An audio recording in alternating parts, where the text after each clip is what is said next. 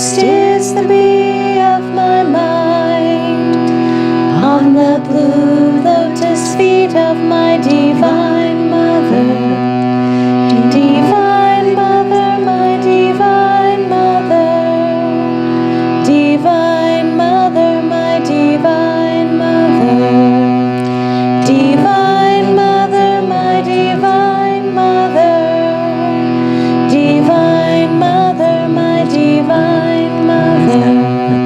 Engrossed is the bee of my mind on the blue lotus feet of my divine mother. Engrossed is the bee of my mind on the blue lotus feet of my divine mother. Divine mother, my divine mother. Divine mother, my divine mother. Divine mother, my divine mother.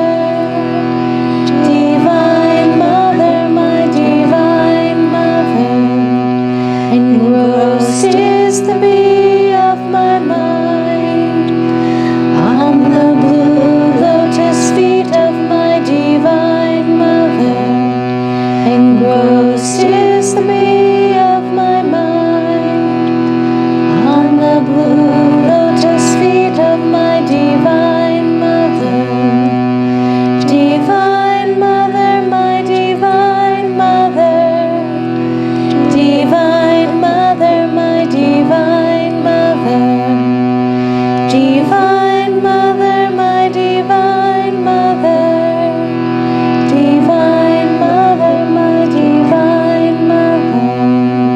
Engrossed is the bee of my mind on the blue lotus feet of my divine mother. Engrossed is the bee of my mind on the blue lotus feet of my divine mother. Divine mother, my divine mother. Divine mother, my divine mother. Divine mother, my divine mother. Divine mother, my divine mother. Divine mother, my divine mother. Divine mother, my divine mother. Divine mother, my divine mother. Divine mother, my divine mother. Engrossed is the bee of my mind on the blue lotus feet of my divine mother. Engrossed is the bee of my mind on the blue lotus feet of my divine mother. Engrossed is the bee of my mind on the blue lotus feet of my divine mother.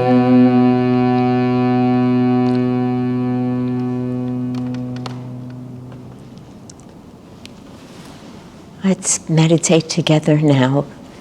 We have just a few minutes, so let's get very still, very quiet, and absorbing the words to this chant, the vibration, the deep meaning. Let the bee of our mind, the busyness, the buzzing, become engrossed in God in the form of Divine Mother.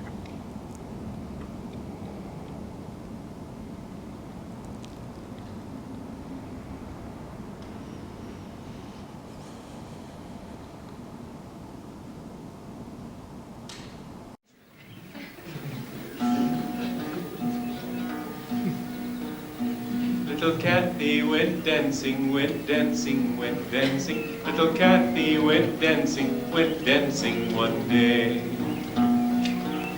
She danced out in the garden, the garden, the garden. garden, she danced out in the garden, her heart was so gay. La la la lee oh la la la lay. Little Kathy went dancing, her heart was so gay. La la la lee oh la la la lay. Little Kathy went dancing, her heart was so gay.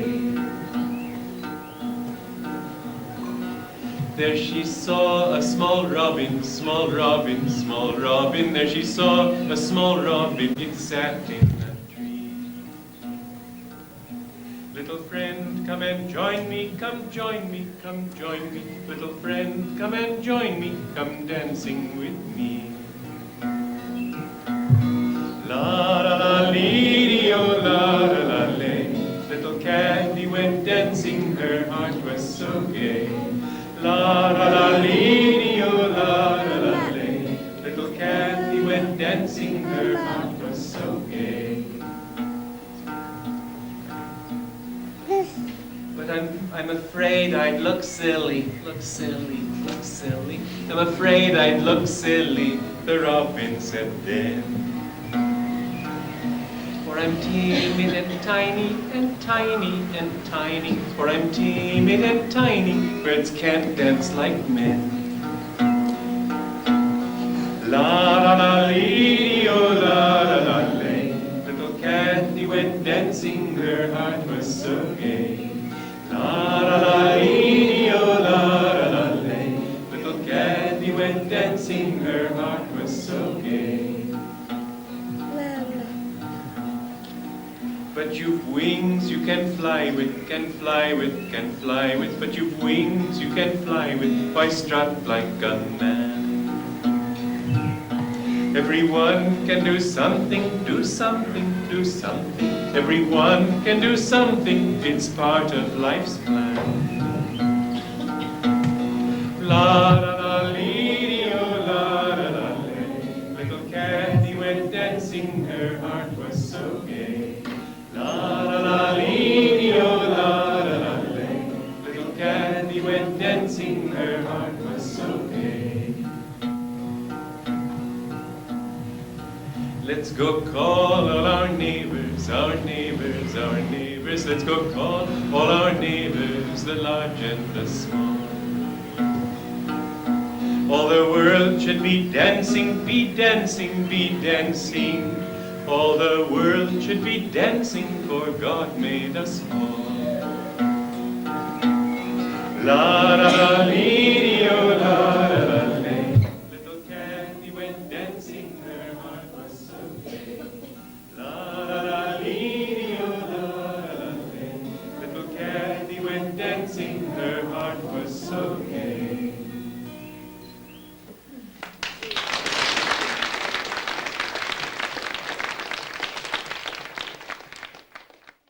That Swamiji was singing from. I don't know if he was doing a little concert, if he was in a school with kids.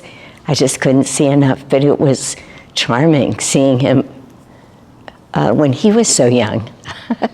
Just having him sing his music to us, that was lovely. He says in his commentary that this is not at all simply a children's song, which it certainly can sound that way to begin with, but he, in a larger explanation of it, talks about the meaning of knowing. It's interesting, I'm interrupting myself here.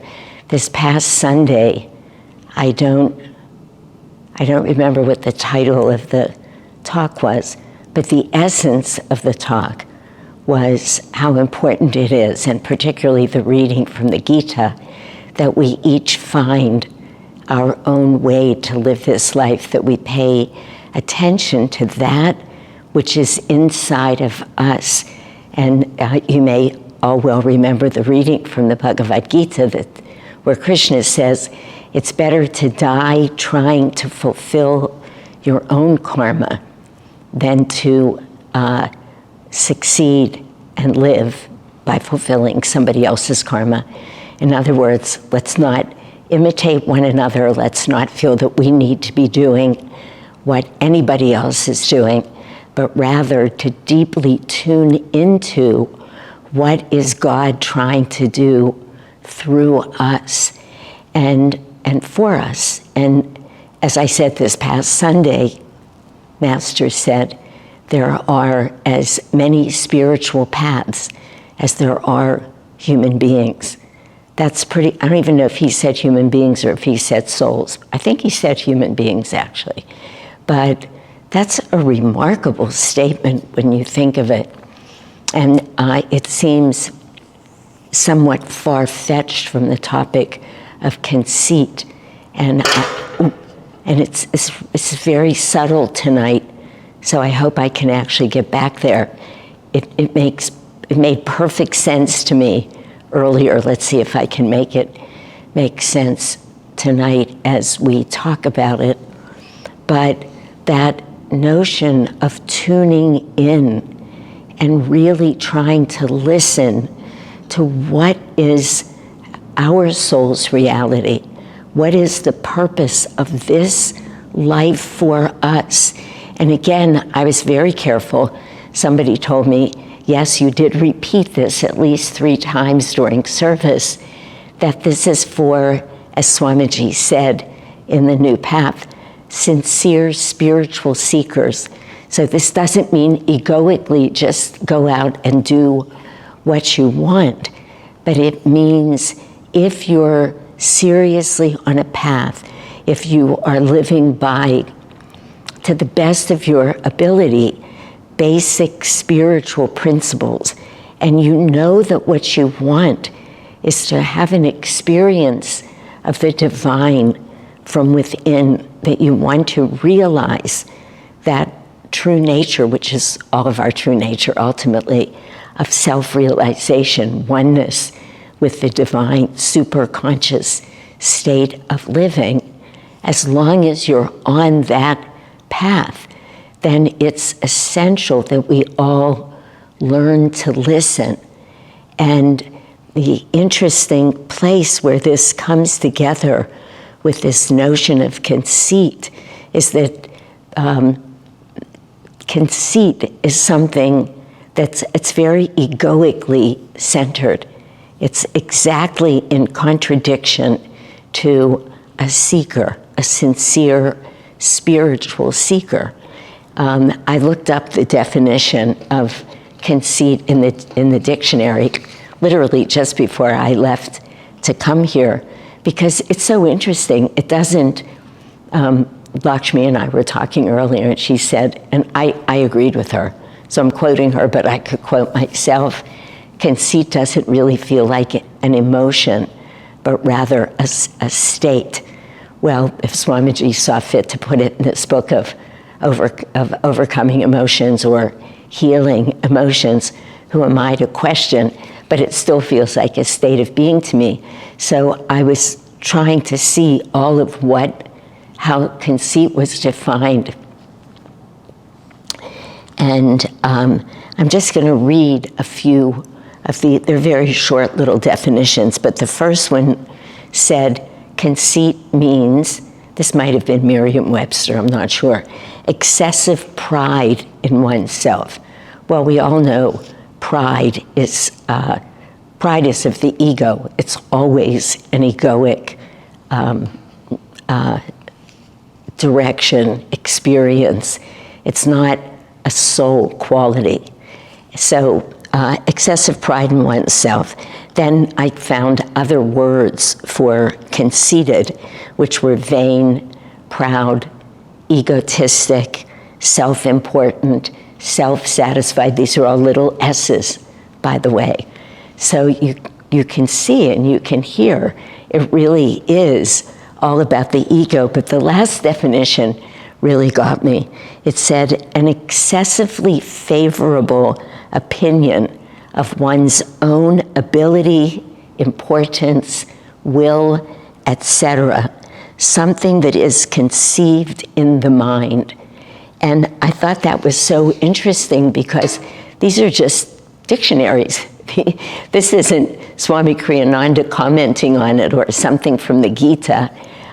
This is Merriam-Webster and all the other formal sources of definitions of words, and it says something that is conceived in the mind. So conceit is something that always relates to the ego. And of course, everything that we're doing here, every emotion, every state that Swamiji is speaking about, really comes back to that absolutely central teaching on the spiritual path, which is that we are all manifested. I mean, we all know this, but we can't say it too much because it's the central truth of what we're doing here. We're all here because we've all been looking out. We've been thrust out energetically into a world that is so appealing to our ego, and always with that sense that we're separate, that we know how to do things, that we know what we want, that we know what will bring us happiness, even joy, some people would say, that our lives are separated from other lives, that we're separate from other people. And the whole point of our path, the whole point of human life, though everybody is not conscious of it, is to move back into that place, that state of being, state of consciousness, where we realize that we are not separate beings, that there's nothing outside of ourselves that's going to bring us true happiness, and that our role, our job, our purpose is to transcend all of those egoic pulls on us, and to draw all of that energy back in and to focus it in an upward and receptive position. There's no place that I could find in our teachings where Swamiji or Master, maybe Master did, maybe if I had read the discipleship notes or something, but it didn't come up there on a search. They don't talk about conceit, but I found quotes, several quotes from the Bhagavad Gita, several quotes from Swamiji's discipleship notes. Those are notes, careful notes that he took when he was in classes with Yogananda, writing all of these notes. And all of that is how Swamiji learned and grew and became, evolved into who he was spiritually. Clearly, he was born a very high being, but he still had some work to do, hence he needed this life. And those discipleship notes are, they're not cohesive thoughts. They're literally notes, a sentence here, a sentence there, a sentence about this, but they're the essence of the teachings. And so in the Gita, several places, it mentions self-conceit, or the lack of self-conceit. And I'll quote some of this for you in just a little bit. And in those discipleship notes, again, holding up self-conceit as one of those experiences that we have, ways that we allow ourselves to be wed to the ego that keeps us away from our divine reality.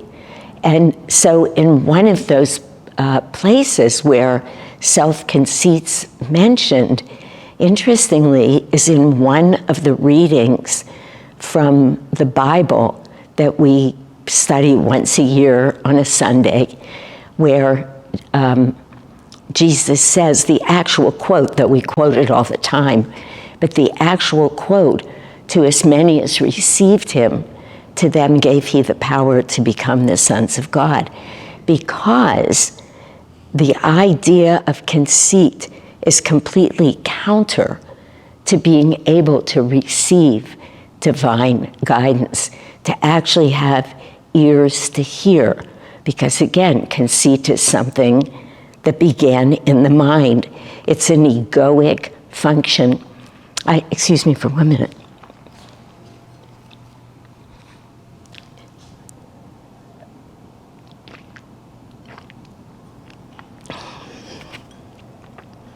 Every once in a while I eat a dinner or have a snack before I come to Sunday service, and I say to myself, you are going to be so sorry because part of it was a salty food. It just makes me so thirsty. Anyway, so forgive me. But when you meet people who are conceited, who really feel very, what is that word? We all know what that word means, but very full of oneself. Almost always, it's such a paper-thin veil to me with those people, very obviously conceited, because we all get caught. We all, in more instances than we'd probably like to admit, in those moments of thinking, look at what I just did. Look at how great that was. Wow, I can't believe I did that. That is a self-conceit. It's true. But those people who are just moved through the world with that aura about them, when you really listen to them or look at them, they have no solid ego structure. And when I say that, I mean in the way that we need. This sounds like a contradiction in terms, but it's not. That we need a strong ego. We need to have a clear sense of who we are before we can begin to let go of it. And that's just simply the truth. If you're unhealthy, if you're all of our egos are a bit unhealthy. So let me say it this way, to whatever degree our egos are not yet solid, clear, kind of centered in them, then to that degree we're off balance and we can't quite let go, because in the very way that we're off balance, we're holding on, trying to find stability. Right? Our big mistake, 180 degrees in the wrong direction. But we all do it. So it takes a pretty strong ego, as I said before, a very clear sense of self to begin to be able to rise above the self, the little self I'm talking about now, and to connect's not even the right word, but expand into our larger true self. We always say self with a little s or self with a big S. We're headed towards the big S. That's where we want to be going. Self means superconscious self. Soul, our soul nature, not our egoic nature. But we can't just get there. This is a very big mistake people make. Many people come onto a spiritual path desperately seeking a solution to the ways that their egos are frail, thinking that they can step onto the path, begin to meditate or do whatever the particular practices are on any one of a number of paths, and not deal with those issues where the ego's fragmented or the ego's unsettled. And it doesn't work. You can't sweep that stuff under the rug. You have to get strong first. And it's hard to move on to a spiritual path. It takes tremendous inner strength.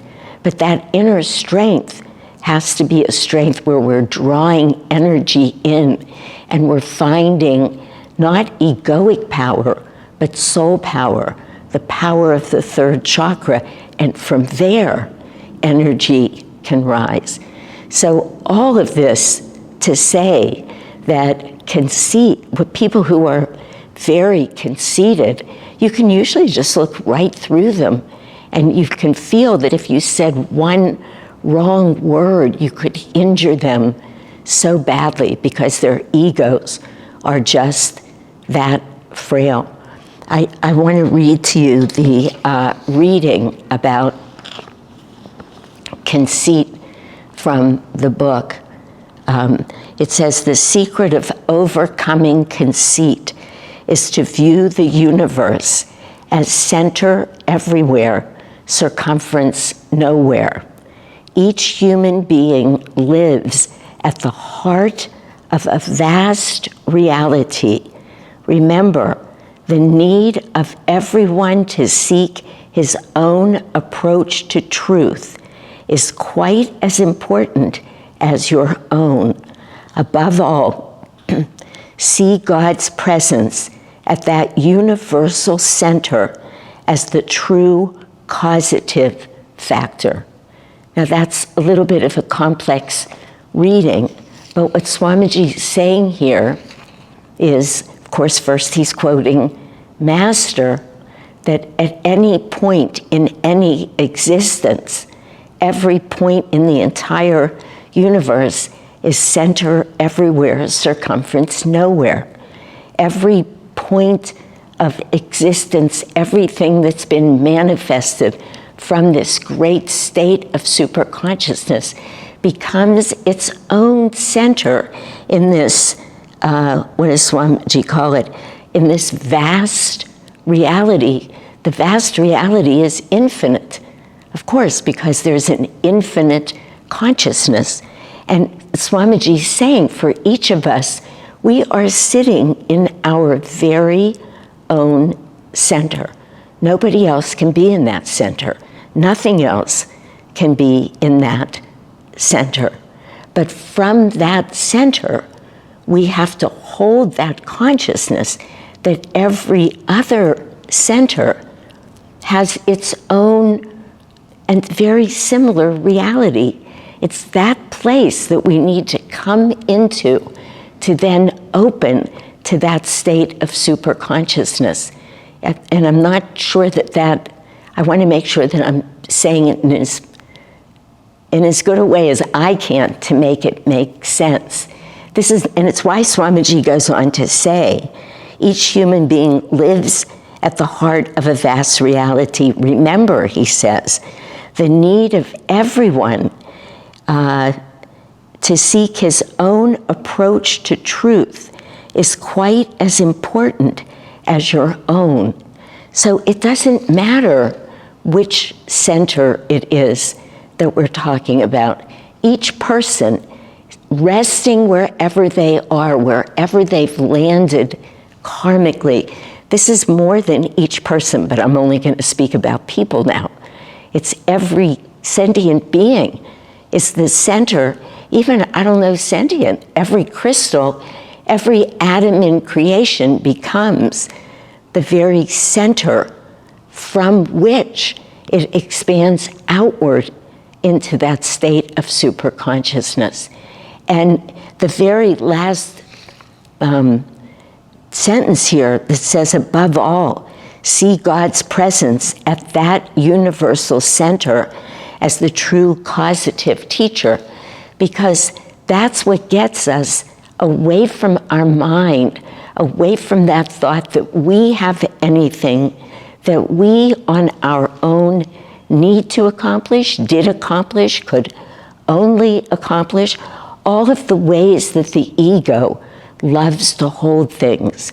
That is self-conceit, whereas knowing that the divine is the causative factor, I want to say causative reality, and I knew that wasn't right, but the closer we can get to remembering in that sense of that Sanskrit word smriti, it's more of a knowing than remembering the way we use it in English, which is also of the mind. But when we get to that place that we begin to know who we are, then we see that God is what's holding it all together. God is the power. It's not God giving us power. God is the power behind everything that happens in our life. God is the love behind everything that happens. He is the calmness. He is the peacefulness.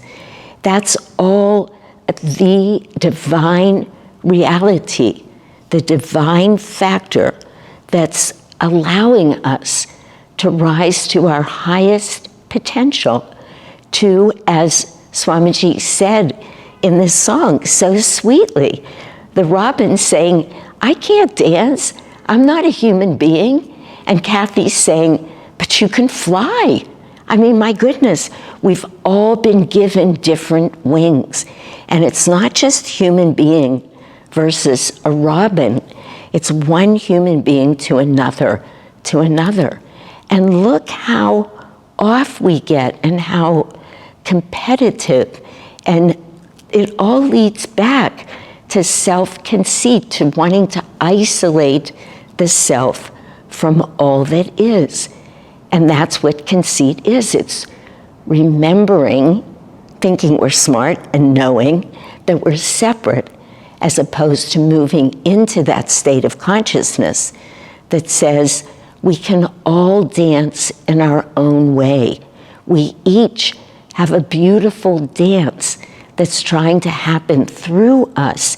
And if we remember that, and remember that God is trying to dance through us, then each dance that we see in every human being becomes so beautiful. There's nothing to compare ourselves against. There's nothing that needs to make us stand up and say, oh, but I accomplished this, or I can do that, or the opposite of that, to say, I'm not as good as they are. We never have to do that if we hold each individual as being the center of their vast reality. It has nothing to do with us. God is always the doer. We are not the doer. That's what the mind wants to tell us. That's what conceit is about. That's not what our soul knows. And it's, you know, there's a, let me just find, give me one moment. I wish I would have marked this because this is so extraordinary. Forgive me, I should have. I'm going to take a moment and find this. Oh, here it is. This is what I'm talking about right now, because I was going to say, this is a matter of life and death. To this whole lifetime, certainly for our souls, if we compare ourselves to others, therefore claiming the ego's hold on us, it kills us. It just kills us. There's no other way to think about it or talk about it.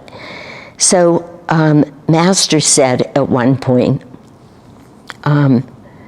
one person might have many spiritual experiences and take pride in them, and that would be a wrong attitude.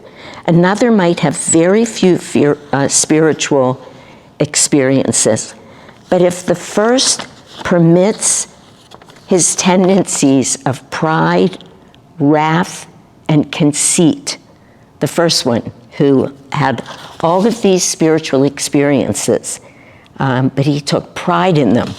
So then Swamiji Master says, but if the first permits his tendencies of pride, wrath, and conceit, perhaps even treachery, to increase and is not sincerely in love with God, he is walking toward the valley of death. That is a powerful statement. He's saying, and that's what I was saying, if we compare ourselves to other people and therefore let the ego win out, we're walking towards the valley of death from the perspective of those of us who are on a spiritual path. I really hope this is making sense. It's making, Lakshmi shaking her head, yes, I hope so. It's making perfect sense in me. Conceit means ego, and that is the death of us.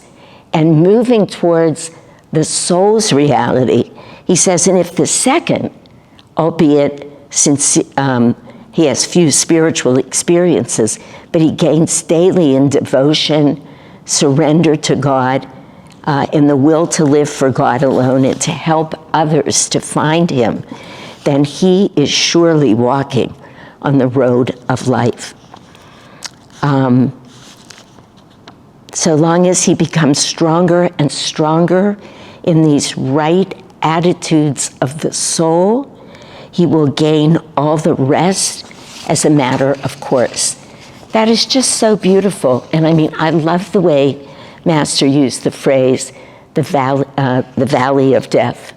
I love that because every once in a while, I'll say to somebody, usually a client, but I'll say it to myself, to be honest. I don't want to make it seem that I'm always only teaching these things to other people. Would that were the case, but it's not. I always listen and say we teach best what we most need to learn. But when I say to somebody, go after this like your life depends on it, because it does. As spiritual seekers pursuing right attitude, and in all the listings of right attitude, you will not find conceit, because conceit is something that originates in the mind. I also wanted to just read to you tonight this part of a quote from the Bhagavad Gita, the 16th chapter of the Gita, where Krishna is describing what are spiritually ennobling qualities. This is a very powerful part of the Gita. By the way, I guess every part of the Gita is powerful, but I love this part, let me put it that way, but where he's describing spiritually ennobling qualities, which are those qualities that will lift us towards the awareness of the divine and of our oneness of the divine. So any quality that will do that.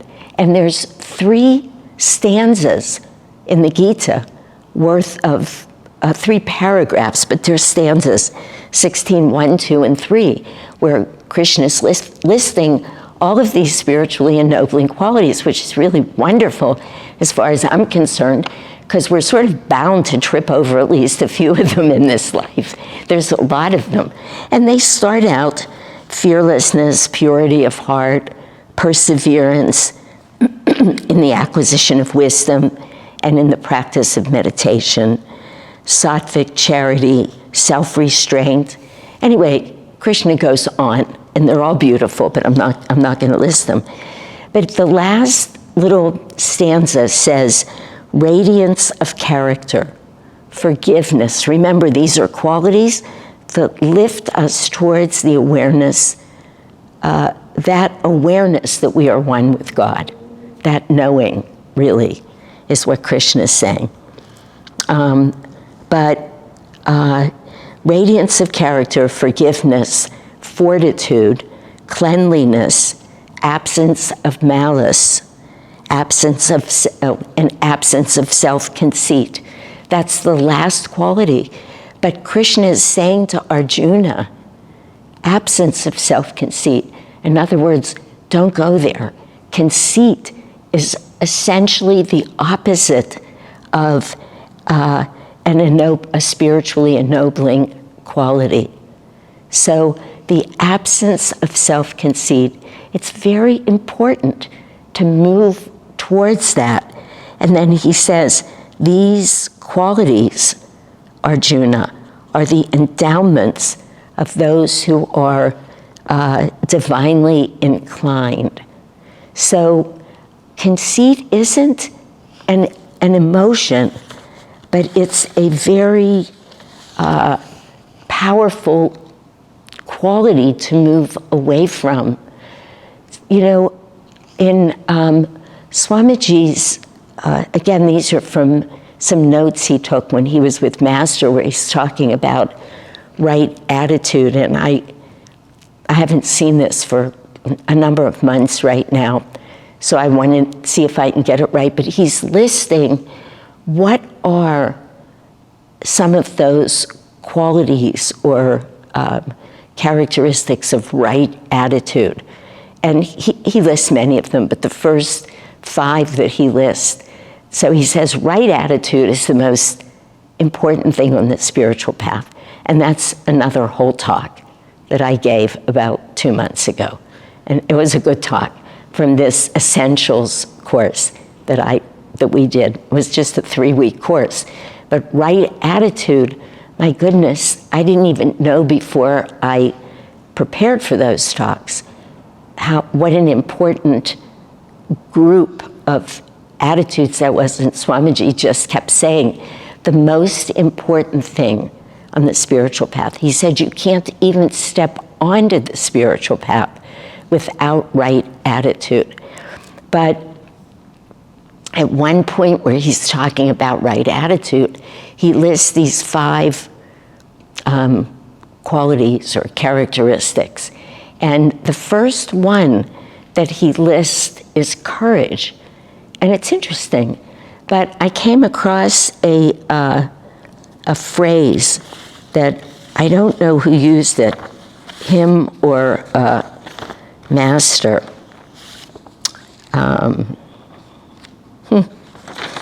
I keep losing just a couple of lines that I want to do here, but I want to, here, I don't know who said this, Swami or Master, but they said, fully to embrace divine love takes heroic courage. Isn't that amazing? You wouldn't think that, right? Fully to embrace divine love takes heroic courage. And I thought, I can't tell you all of what he was going to go on to say there because I don't even remember where he said that, but somewhere in some notes that I was reading today. But I thought it actually really does, because fully to embrace divine love means fully letting go of our egos. And as much as we can say we want to, it is frightening to think about, not to think about it. You can think about it and think, gee, why is that so frightening? That's just what I would love to do.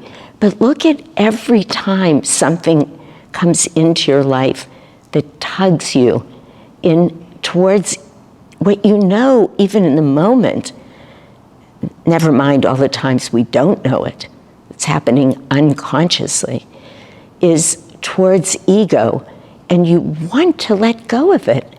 You really genuinely want to let go of it, but it's terrifying. It's terrifying. And when you get more and more honest and subtle, you begin to realize that so much of what Swamiji called self-definition, that how we hold ourselves, all of how we see ourselves, how we literally define ourselves, it's all about the ego. It's always all about the ego. Well, as we go to unravel that, there are many moments where we feel like we are free-falling. Who am I if I'm not that? What am I going to look like? We don't get this logical about it in every moment, but we just go, no, no, no, no, no, and we want to pull it back in. No, I actually want to be that. I had a friend, I was having a discussion with a friend today, and she was telling me about the most subtle knowings. They're not even meanderings of the mind. It's just like in that very deep place where she was saying, not only am I still wed to that pain, but I probably even go about creating situations in life that are that pain because they're familiar. We all love familiarity. Change is really hard. So all of this, all by way of saying, self-conceit is subtle. It's not just that boisterous, conceited, arrogant, no, not just that obviously egoic being. It's all of us. Every time we want to hold on to owning, having accomplished something, made something happen, every time we're forgetting God is the doer in every situation. That is very hard. The mind will not grasp it, will not. And I said to my friend, you cannot think your way through this. This is the point of mantra. This is the point of doing japa for hours a day or repeating an affirmation. Right now in Raja Yoga, we're talking about affirmation. And it just, as I was listening to the talk in the class last night and thinking about completing that talk on affirmations, because it's a two-part series. I didn't give the talk, but just thinking about what next, just got into the power of affirmation to lift us much higher than we are. Now that sounds silly for me to say that because I've been teaching affirmations for decades, but it really hit me last night. Wow, they really have the power to transform us, and we cannot do that with just our mind. Remember, we can never solve a problem on the same level that it was created. So we can't think our way out of all of this self-conceit. We have to just keep affirming truth. Mantra, affirmations, chanting, everything that we do, every one of our practices that goes beyond mind and lifts us in ways that we cannot imagine, just lifts us beyond and into these qualities that are spiritually ennobling. So let me stop there and just take the last couple of minutes and see if anybody has any comments or questions.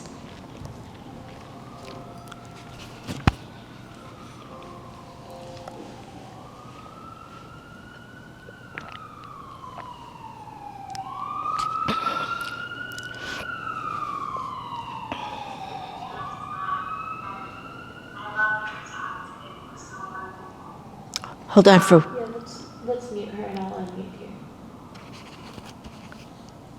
1 minute, 1 minute. Okay, who was just speaking?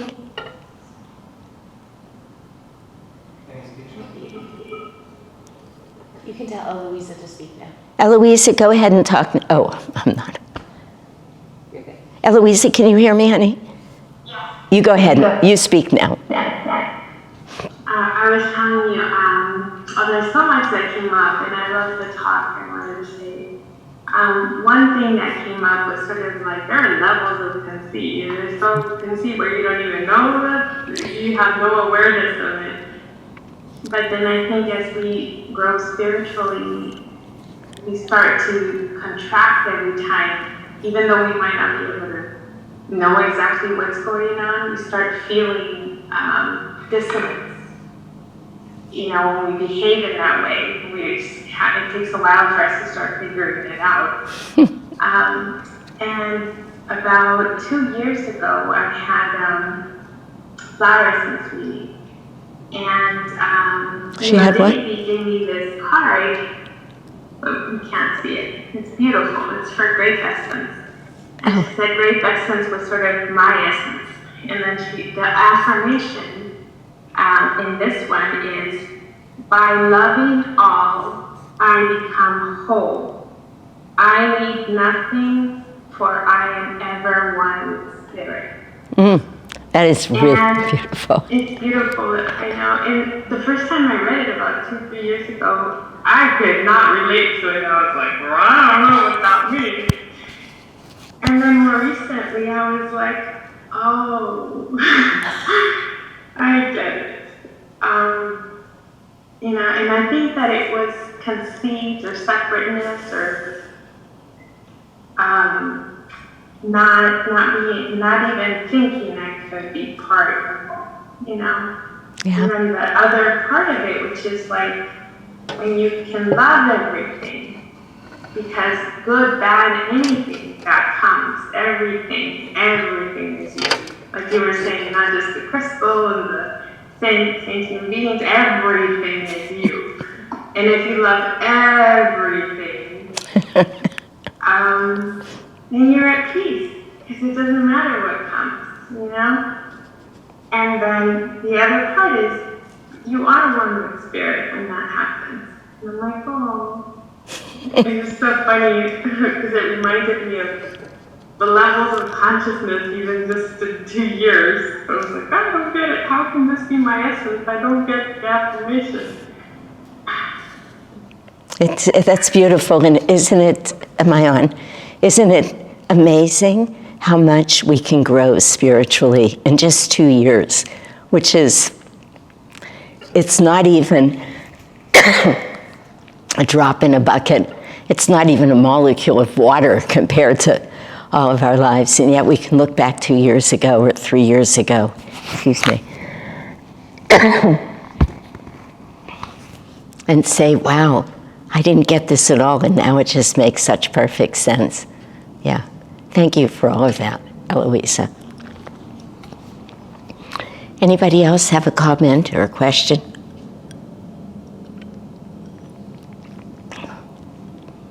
All right, very beautiful. So I look forward to, in 2 weeks, I'm going to be up in where am I going? Portland, doing a week's worth of classes up there. So I will pre-record the talk, but hopefully I'll be able to join you on Zoom, and therefore to be there for this live kind of question and answer discussion. But Sai Lakshmi and I will be driving up to Portland that day. So Sai Ganesh will lead the meditation, and if we're settled anywhere, we'll join you then for the evening. But I can't remember now what the talk is about, but it's a good one. They're all good ones. So, yeah, I thought somebody was yelling the part, but it is a good one. All right, everybody, good night, and thank you all for being here, and see you in 2 weeks, one way or the other.